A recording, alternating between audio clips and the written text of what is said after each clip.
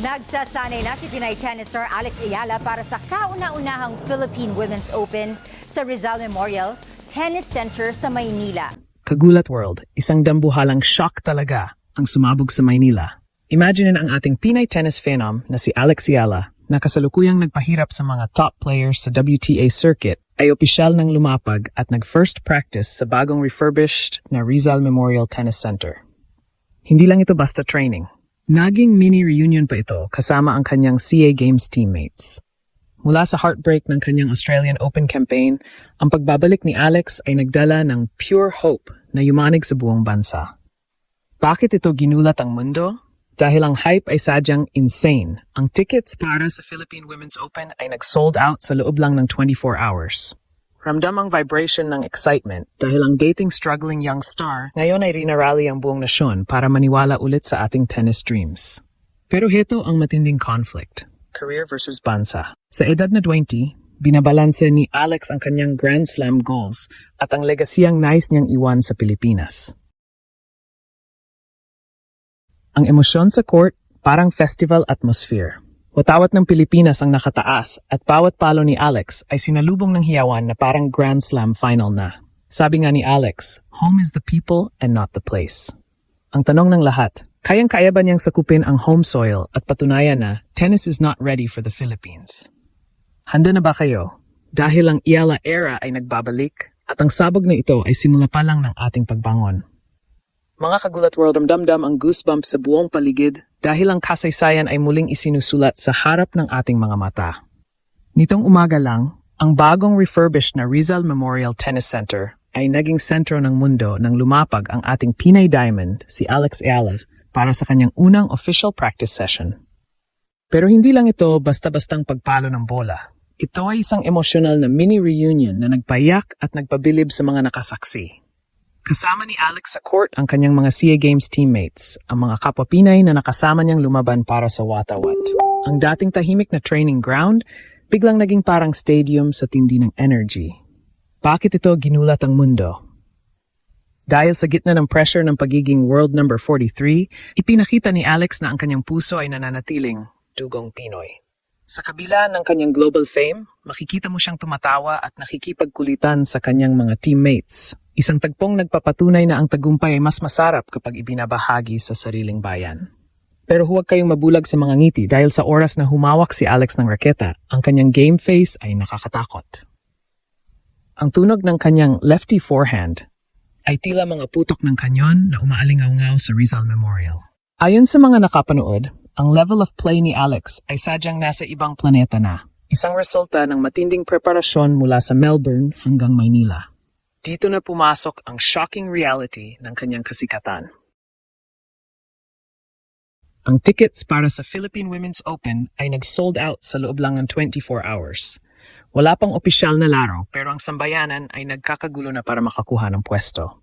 Ang Ila Fever ay hindi lang basta trend. Ito ay isang national movement. Mula sa heartbreak ng kanyang debut sa Australian Open main draw, kung saan lumaban siya na parang sugatang leon pero kinulang sa dulo, ang pagbabalik na ito ay itinuturing na The Great Redemption. Ang bawat patak ng pawis ni Alex sa practice court ay simbolo ng kanyang hunger, na patunayan na ang Pilipinas ay hindi na lang basta participant sa tennis world. Tayo na ang main event. Ang conflict na kinakaharap ni Alex ngayon ay sadyang napakabigat para sa isang 20 anyos. Pinabalanse niya ang kanyang personal na pangarap para sa Grand Slam glory at ang bigat ng ekspektasyon ng isang buong nasyon. Ngunit sa kanyang naging interview pagkatapos ng practice, ang maturity ni Alex ay parang isang 10-year veteran. It's so special. Home is the people and not the place, aniya. Ang bawat salita niya ay punong-puno ng pag-asa na tila ba sinasabi sa atin na maniwala kayo ulit dahil kaya natin to. Ang global impact nito, napakalaki. Dahil sa Philippine Open, ang spotlight ng WTA ay direktang nakatutok sa Maynila. Sinasabi ng mga foreign observers, tennis is not ready for the Philippines. Dahil sa tindi ng suportang natatanggap ni Alex. Mula sa Auckland upsets hanggang sa Abu Dhabi wildcards, si Alex ang ating national beacon. Handa na ba kayo? Dahil ang Rizal Memorial ay magiging saksi sa isang giyerang puno ng puso. Isang malaking sabog ang parating at sisiguraduhin natin ang hiyawan ng Pilipinas ay maririnig hanggang sa kabilang panig ng mundo. Mga kagulat world, heto na ang ating fearless forecast na siguradong magpapatindig ng balahibo nyo. Ngayong sold out na ang tickets at nakapag first practice na si Alex Ayala sa Rizal Memorial, isa na lang ang tanong ng bayan. Kaya ba niyang pangatawanan ng hype at dominahin ang Philippine Women's Open? Ang sagot namin, hindi lang siya mananalo. Magsasagawa siya ng isang masterclass na yayanig sa buong WTA 125 circuit. Heto ang tatlong dahilan kung bakit ang ating Pinay Diamond ay magiging unstoppable force sa sariling bakuran. Una, ang The Redemption Intensity. Ayon sa ating deep search, si Alex ay dumarating sa Manila na may bit-bit na unfinished business mula sa Australian Open. Yung sakit ng pagkatalo sa Melbourne main draw, kung saan napatunayan niyang kaya niyang sabayan ng mga world-class stars, ang magsisilbing rocket fuel niya rito. Sa ating forecast, makikita natin ang isang Alex Ayala na mas agresibo sa return of serves. Hindi siya papayag na ang mga dayuhang kalaban ay makahinga sa loob ng court. Ang kanyang focus ay laser sharp at sa bawat palo niya, mararamdaman mo ang determinasyon na gawing tagumpay ang bawat heartbreak. Ang Rizal Memorial ay magiging hunting ground niya. Pangalawa, ang 100% humidity factor. Marami sa kanyang mga world-ranked opponents ang sanay sa indoor o cool climate ng Europe at North America. Pero sa Maynila, iba ang init. Ang humidity sa Rizal Memorial ay sadyang energy-sapping para sa mga hindi sanay. Ngunit para kay Alex, ito ang kanyang natural habitat.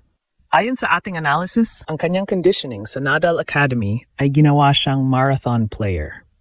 Habang ang kanyang mga kalaban ay hingal kabayo na sa second set, si Alex ay magmumukhang fresh pa rin. Ang ating forecast, maraming laban ang matatapos sa straight sets dahil bibigay ang stamina ng mga dayuhang players sa tindi ng init ng Pilipinas. Pangatlo, ang The SEA Games Synergy. Ang pagkakaroon ng kanyang mga SEA Games teammates sa paligid ay hindi lang mini-reunion. Ito ay isang malakas na support system. Ang emosyonal na kumpiyansa na nakukuha ni Alex sa pagiging home ay magbibigay sa kanya ng lakas na mag-take ng risks. Inaasahan namin ang mas maraming down-the-line winners at brave net approaches. Ang takot na nararamdaman ng ibang players kapag away game ay baliktad kay Alex. Siya ay lalong tumatapang kapag naririnig ang sigaw ng mga Pinoy. Ang crowd ay magsisilbing invisible wall na harang sa anumang atake ng kalaban. Ang aming fearless forecast, si Alex Ayala ay papasok sa finals nang hindi nawawalan ng kahit isang set. Ito ang magiging pahayag niya sa mundo na ang world number 43 ay deserve ang mas mataas na pwesto. Ang Philippine Open ay magiging stepping stone niya para sa Abu Dhabi wildcard at sa eventual top 30 ranking. Handa na ba kayo? Dahil ang sabog sa Rizal Memorial ay hindi lang para sa trophy, kundi para sa pride ng bawat Pilipino. Ang Ayala era ay narito na para manatili at sisiguraduhin natin ang bawat puntos ay magiging bahagi ng kasaysayan.